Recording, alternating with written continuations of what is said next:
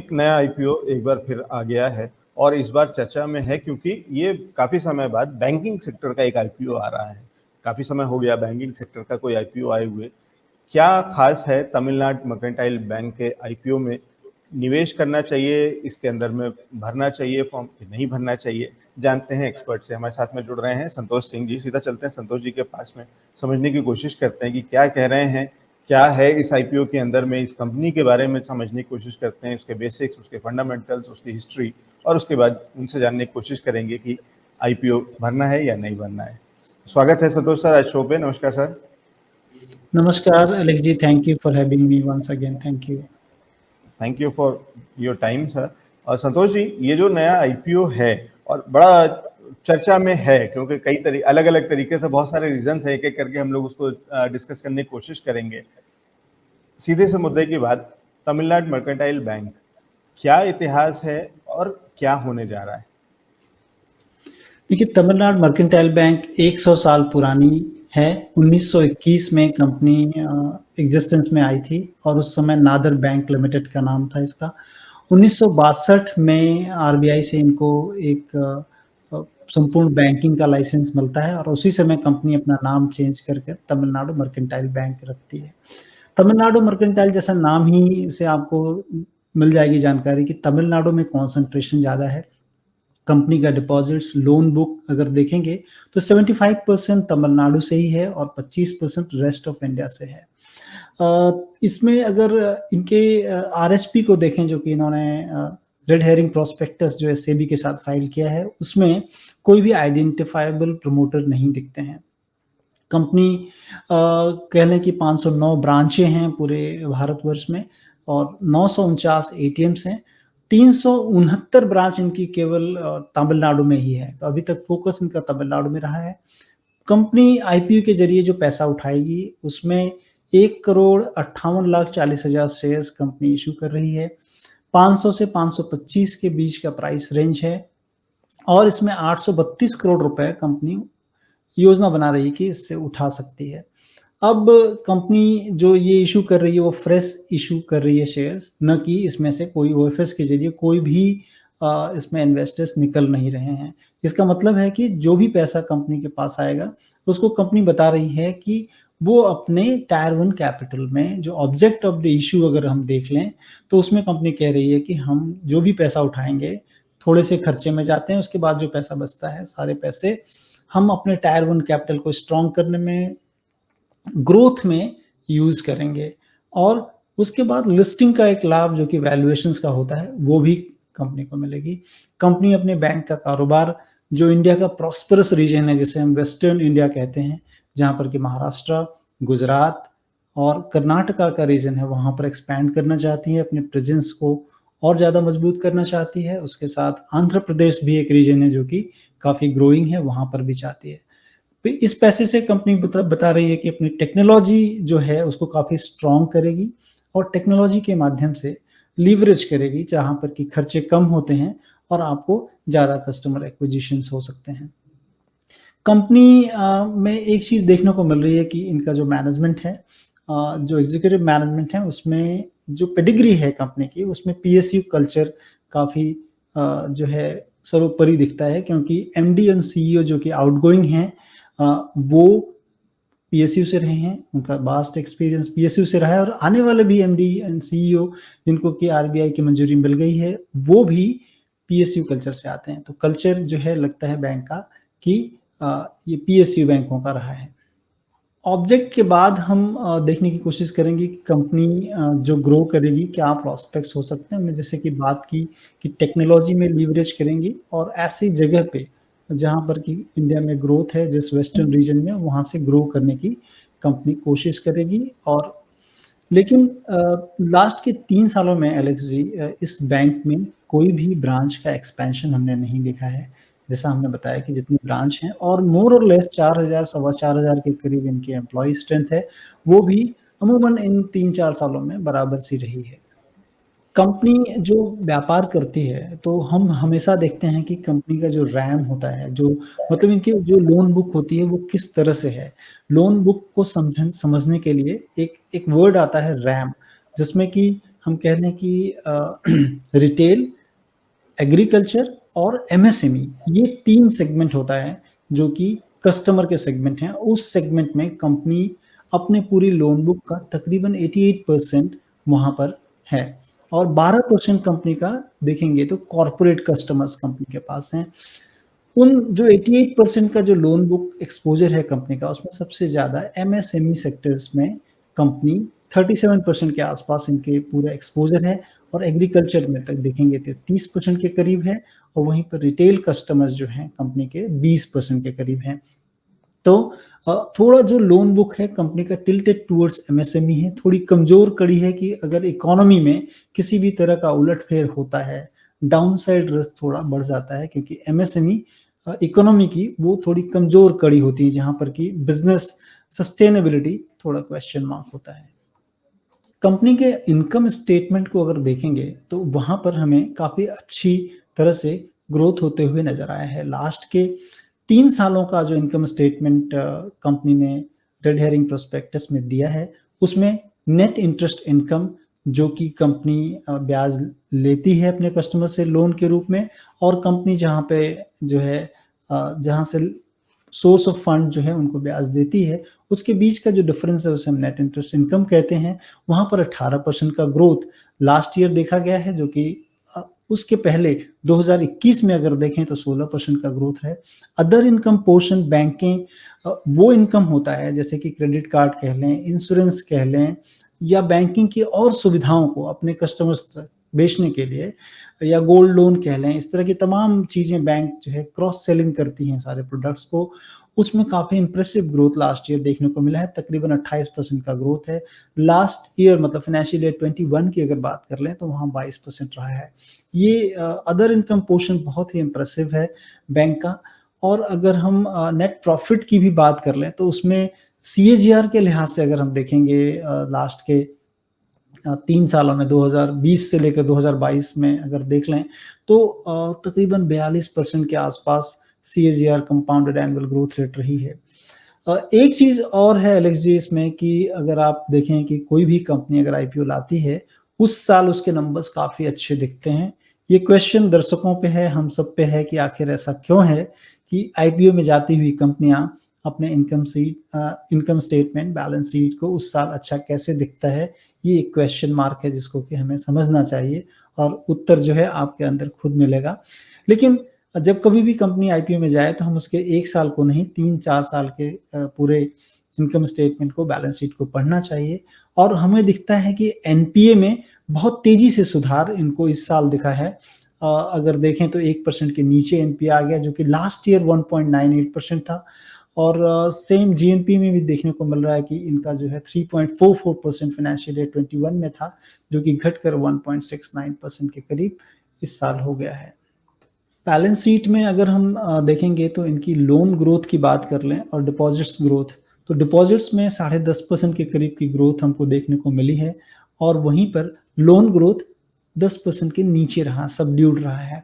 ये साल एक ऐसा साल रहा है एलेक्स जी जहाँ पर कि हमने पूरी इकोनॉमी में लोन ग्रोथ को बढ़ते हुए काफ़ी ज़्यादा देखा है, और तकरीबन जो है 10 से 15% के आसपास loan growth most of the efficient banks में हुआ है, क्योंकि इकोनॉमी में कैपेक्स साइकिल काफ़ी बढ़ा है। प्राइवेट सेक्टर कह लें, गवर्नमेंट की सेक्टर की कंपनियों का कह लें, तो सारे लोग लोन ले रहे हैं, इवन रिटेल में भी लोग लोन काफ़ी ले रहे हैं। लेकिन ये बैंक में थोड़ी चीज़ ये देखने को मिला है कि ये 10% के नीचे इनका लोन ग्रोथ है, जो कि मतलब इनके पीएस से कह लें कम है। यहाँ पर एक क्वेश्चन मार्क उठता है। और कासा रेशियो जिसको कि हम बहुत काफ़ी नज़दीक से देखते हैं बैंक के इंटरनल में, क्योंकि कासा रेशियो वो रेशियो होता है जबकि बैंक जब कभी भी डिपॉजिट्स और एडवांसेस को हम देखते हैं तो कौन जहाँ पे लो कॉस्ट ऑफ फंड्स होता है वो करंट अकाउंट, सेविंग अकाउंट से होता है। पूरे डिपॉजिट्स का 30.5% के आसपास कंपनी के पास कासा रेशियो है, जो कि अगर बड़ी बैंकों में हम देखें जो कि ऑल ओवर इंडिया जिनकी प्रेजेंस है, आप एचडीएफसी की कह लें, आईसीआईसीआई की कह लें, तो ये 40 से 50% के अंदर होवर करता है, जो कि इस बैंक में थोड़ा कम दिख रहा है। चूँकि इस साल जो है बैंक ने काफ़ी अच्छा किया है, तो रिटर्न ऑन एसेट्स बैंक की अच्छी दिख रही है 1.66%, ये सुपीरियर नंबर्स दिख रहे हैं। रिटर्न ऑन इक्विटी 16.5% के करीब रही है और कॉस्ट टू इनकम रेशियो भी कंपनी का अच्छा रहा है। लेकिन ये इस साल का है। हाँ, जैसा मैंने कहा कि हमको लास्ट के 2 सालों में देखना चाहिए, तो वहाँ पर रिटर्न ऑन एसेट्स की अगर बात कर लें, तो 2020 के फाइनेंशियल ईयर में 0.99% रहा है और लास्ट ईयर फाइनेंशियल ईयर 21 में वो 1.3% रहा है। रिटर्न ऑन इक्विटी भी ऐसे ही धीरे-धीरे बढ़ रही है, लेकिन इस साल काफ़ी ज़्यादा है। रिटर्न ऑन बैंकों के वैल्यूएशंस में रिटर्न ऑन इक्विटी और रिटर्न ऑन एसेट्स ये देखना बहुत इंपॉर्टेंट होता है, जो कि इस साल कंपनी ने बहुत ही अच्छे अच्छे नंबर्स कह लें फैब्रिकेट हुआ है, क्या हुआ है डोंट नो, ये दर्शकों पे मैं छोड़ता हूँ कि ये क्या नंबर्स है जो कि इस साल इतने अच्छे आए हैं। अब बात करते हैं कि रिलेटिव वैल्यूएशंस, जब कभी भी हम किसी भी चीज़ के वैल्यूएशंस को आंकने की कोशिश करते हैं, तो हम देखते हैं कि सिमिलर एसेट्स, सिमिलर चीज़ें क्या भाव में उपलब्ध हैं मार्केट में।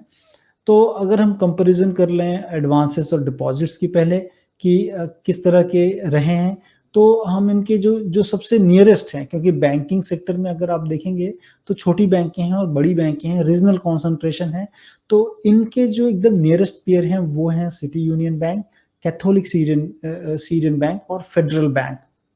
मुझे लग रहा है कि अगर आप इनके देखेंगे कासा रेशियो का, तो तमिलनाडु मर्केंटाइल बैंक का सबसे कम है और एडवांसेस की जहां पर तक बात है एडवांसेस ग्रोथ की, तो उसमें कैथोलिक सीरियन बैंक से बैंक का कम आ रहा है, लेकिन फेडरल बैंक से थोड़ा सा ज़्यादा है एडवांसेस में ग्रोथ।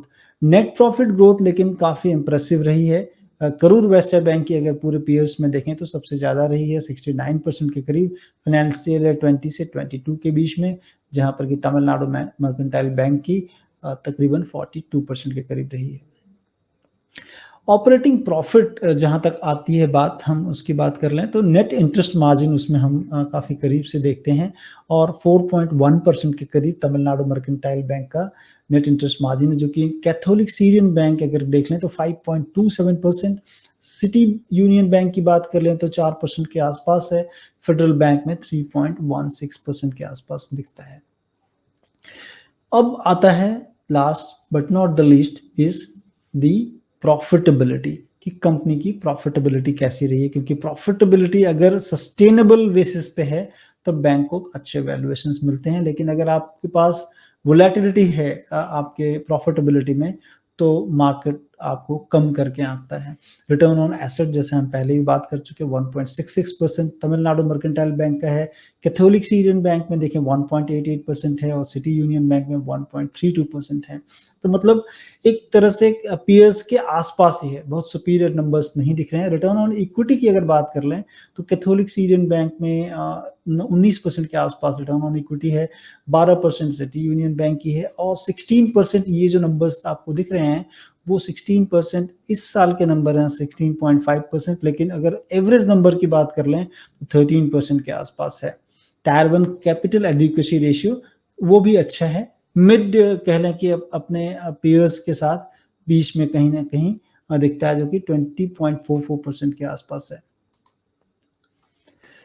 अब संजू सारी सर, इससे पहले कि आगे चले, एक सेकंड आपको रोकना चाहूंगा, लेकिन कुछ एक चीजें जो मैं देख रहा था, जो अभी हम जिन चीजों पे बात कर रहे थे, एक तो एनपीए, अगेन जो आपने बहुत ही एक हल्का सा ग्रे लाइन छोड़ करके आपने वहां पे छोड़ दिया कि एक ड्रास्टिक ड्रॉप डाउन है एनपीएस में, थोड़ा कहीं एक लाइट जलती है, कोई बल्ब जलता है, कुछ संशय होता है, कोई क्वेश्चन मार्क खड़ा होता है पिछले देखिए 3 साल अलेख के अगर। जी, चूंकि अब इसमें देखना पड़ेगा कि ये कितना सस्टेनेबल है बिजनेस जो है, क्योंकि जैसा हमने इनकी बुक्स को देखा कि लोन बुक में 37% एमएसएमई पे है और एमएसएमई वो सेगमेंट था जो कि कोविड के समय सबसे बड़ा हिट हुआ था और सारी चीज़ें बंद हो गई थी, उतने कैपेबल नहीं थे एमएसएमई की अपनी चीज़ों को स्टार्ट कर सकें और उनको ग्रोथ इंजन को वापस से रीस्टार्ट करने में काफ़ी समय लगा। शायद इस साल या लास्ट ईयर जो है थोड़ा अच्छा दिख रहा है, तो इनके पैसे जो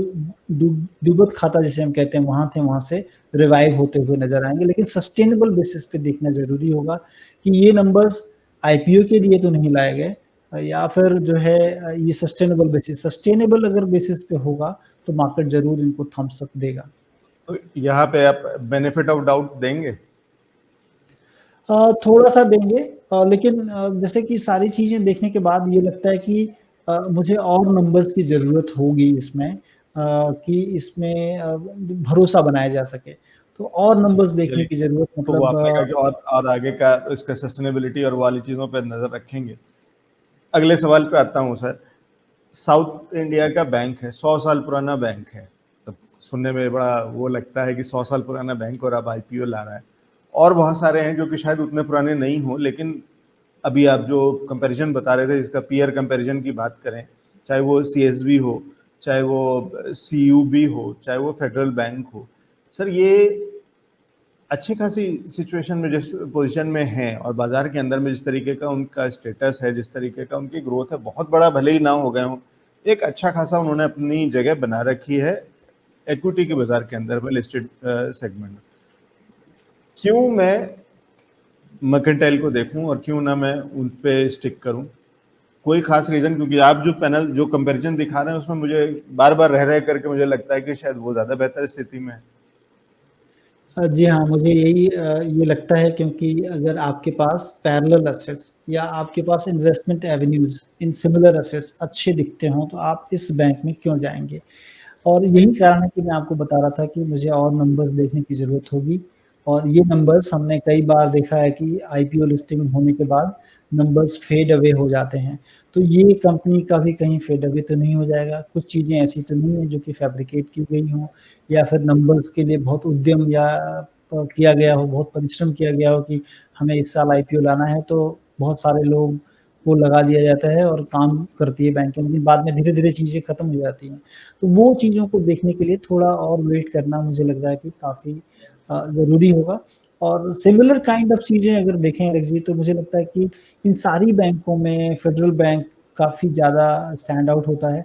बहुत सारी चीज़ें, और एसेट साइज़ इनसे डबल है ऑलमोस्ट, सब चीज़ें मोर देन डबल है। और अगर वैल्यूएशंस भी देखेंगे तो फेडरल बैंक का वैल्यूएशंस प्राइस टू बुक के लिहाज से काफ़ी सस्ता है। एक के पास है जो कि अगर तमिलनाडु मर्केंटाइल बैंक जो कि प्राइस हमसे माँग रहे हैं, वो 1.4 times of its book value माँग रहे हैं। तो वो एक तो मतलब कह लें कि एक्सेसिव वैल्यूएशंस की तरफ माँग रहे हैं, या फिर इनके जो नियरेस्ट पीयर हैं उसके ऊपर माँग रहे हैं। तो हम आपको क्यों दें ये चीज़ें? जबकि बहुत ही जल्दी आपके पास, या कह लें कि आपका जो इनकम स्टेटमेंट है और आपकी जो कमाई है वो बहुत जल्दी बढ़ी है। मैं थोड़ा और वेट करना चाहूँगा कि ये नंबर्स क्या सस्टेनेबल हैं। ठीक है। अगर सर पीयर कंपैरिजन में एसेट क्वालिटी को कंपेयर करते हैं तो कहीं कोई ऐसी चीज दिखती है जो कि मर्केंटाइल तमिलनाडु मर्केंटाइल के फेवर में या तो जाती हो या कहीं कुछ और अलग तरीके की एक इशारा करती हो? देखिए, एसेट क्वालिटी जैसा मैंने बताया कि एसेट क्वालिटी में सुधार जो हमने देखा है वो केवल मतलब एक शॉर्ट टर्म फिनोमेना और इस बार ही देखा है।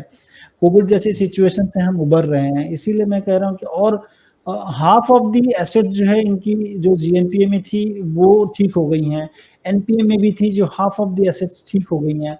तो इतना बड़ा सुधार हुआ है, तो ये क्या सस्टेनेबल है? ये जो बिज़नेसेस को लोन दे रखा है इन्होंने, वो क्या होंगी? ये थोड़ा क्वेश्चन मार्क ज़रूर मेरे मन में आता है, क्योंकि हम लोग काफ़ी बैंकों को फ़ॉलो करते हैं और बड़ी-बड़ी बैंकों में ये चीज़ें ट्रेंड देखने को मिला है, क्योंकि गवर्नमेंट के रेगुलेशंस कह लें, इकोनॉमिक अपटिक है, बहुत सारी कंपनियों को लाभ हो रहा है, तो वो पैसे चुका रही हैं और रेगुलर लोन हो जा रहे हैं जो कि एनपीए थे। तो ये सारी चीज़ें होते हुए दिख रही हैं, लेकिन इस बैंक में सब्सटैंशियल चीज़ें दिखी हैं। तो मुझे लग रहा है कि सब्सटैंशियल जहाँ पे है, वहाँ पे हमेशा क्वेश्चन मार्क और बैक फुट पे रहना चाहिए। ठीक है। तो जब सब्सटेंशियल हो जाता है, नहीं कुछ एक्स्ट्रा ऑर्डिनरी हो जाता है, तो थोड़ा सा वहाँ पे एक लाइट तो जलती है कि कुछ तो वो है कि एक बार नजर रखनी चाहिए। अच्छा सर, मुद्दे की बात पे आता हूँ। पीछे हमने फाइनेंशियल सेक्टर के अंदर में अगर हम बात करें तो पेटीएम जैसी लिस्टिंग देखी है, जो कि भले ही एग्जैक्टली बैंकिंग में नहीं आता, कहीं ना कहीं अलाइड, कहीं ना कहीं उसी उसमें उसी सेक्टर में मिलता जुलता है।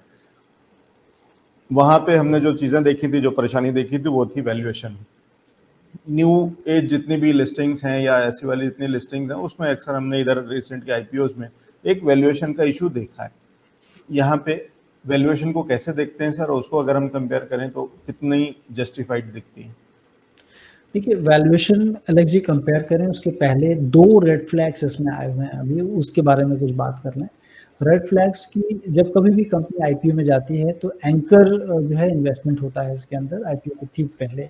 कंपनी में जो एंकर इन्वेस्टमेंट आए हैं इन्वेस्टर्स आए हैं उसमें एक तो म्यूटेड रिस्पॉन्स रहा है पूरे कह लें कि इंस्टीट्यूशंस के लिहाज से। इसमें 2 जो सबसे बड़े एंकर इन्वेस्टर आए हैं वो बजाज फिनसर्व और मैक्स लाइफ हैं। वो 2 इन्वेस्टर्स को पूरे एंकर जो अलॉटमेंट की जो साइज़ थी उसका 55% उनको दिया गया। दूसरी चीज़ जो इनको अलॉटमेंट प्राइस दी गई वो ₹510 पे दिया गया, जबकि कंपनी बता रही है कि ₹500 से ₹525 का रेंज होगा।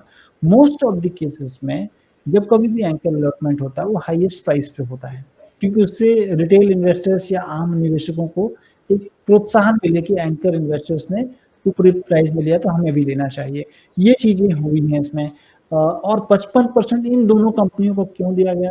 अब सोचें कि ये 2 कंपनियाँ जो हैं, इस कंपनी के प्रोडक्ट्स को मतलब तमिलनाडु बैंक जो है इंश्योरेंस बेचता है मैक्स लाइफ का और इंश्योरेंस बेचता है बजाज फिनसर्व का। इसके कारण एक वेस्टेड इंटरेस्ट जो कि 2 पार्टियों में है, इसके कारण इन्होंने 55% अलॉटमेंट कर दिया और बहुत सारे इंस्टीट्यूशनल इन्वेस्टर दूर रहे हैं इससे। तो ये एक रेड फ्लैग है।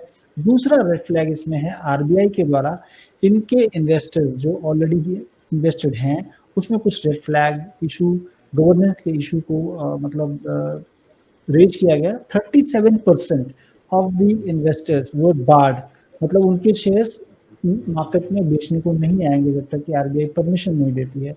कुछ रेड फ्लैग्स वहाँ पे हैं और इस रेड फ्लैग के कारण ये एक तरह से थोड़ी दिन के लिए पॉजिटिव भी होगा अलग जी कि वो लोग इन्वेस्टर्स बेचने नहीं आएंगे। लिक्विडिटी का जो मतलब प्रेशर होगा वो शायद बैंक पे नहीं होगा, लेकिन ये 2 रेड फ्लैग हैं और इस रेड फ्लैग के रहते हुए बैंक की जो वैल्यूएशंस पे शेयर मांग रहे हैं वो अपने पेयर्स से ज़्यादा है।